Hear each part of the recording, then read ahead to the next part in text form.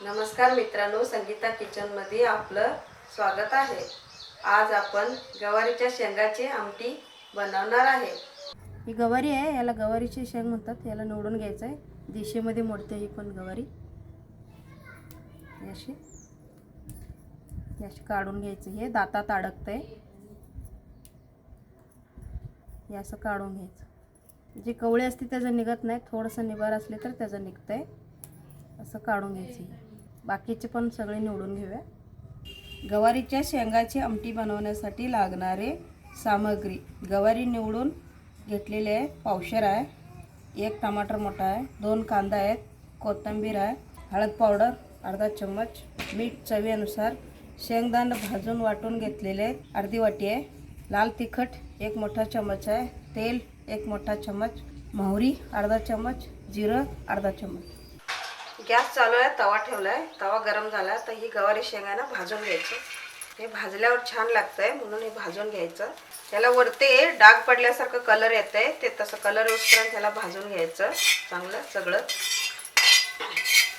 ही गवारी भाजत आली, आता असं डाग पडलेत बघा गवारीवर। भाजले, गॅस बंद करून काढून घेऊया आणि ह्याला धुवायचं आहे। आता 2 पाण्यानं धुवून घ्यायचं, मग फोडणीला तयार करायची। ही गवारी 2 पाण्यानं धुवून घ्यायची अशी सगळं। गॅस चालू आहे, कढई ठेवल्या, आता त्याच्यामध्ये तेल टाकून घेऊया। कढईमध्ये तेल गरम झाले, मोहरी टाकूया।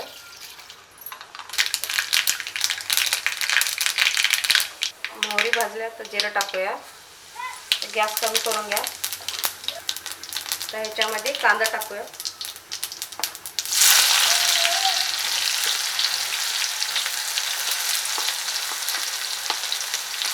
कांदा आता तेलामध्ये भाजून घेऊया चांगला कलर येऊपर्यंत। हे कांदा भाजलाय, आता कलर बदललाय। आता ह्याच्यामध्ये टमाटर टाकून घेऊया।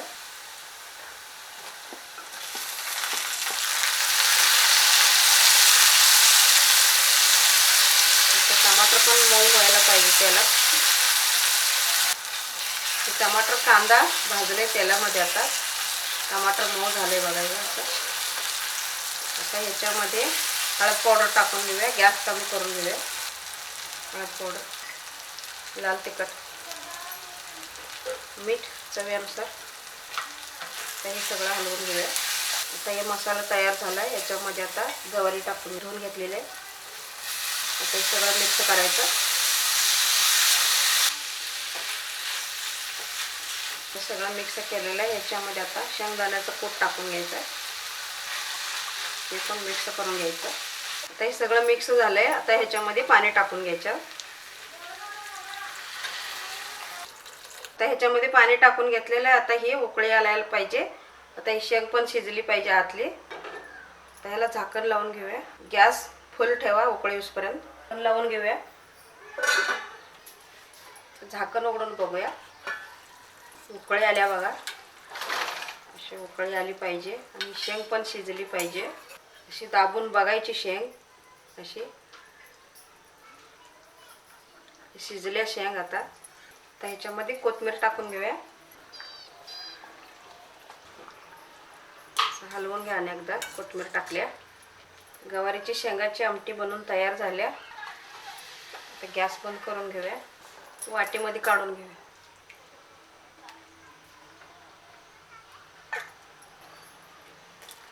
गवारीच्या शेंगाची आमटी बनवून तयार झालेली आहे। आपण हे भातासोबत, भाकरीसोबत, चपातीसोबत खाऊ शकतो। हे आमटी आपणाला कशी वाटली ते आपण खाली कमेंट्समध्ये सांगा। माझ्या चॅनलला लाईक करा। संगीता किचन बघण्यासाठी आपला धन्यवाद।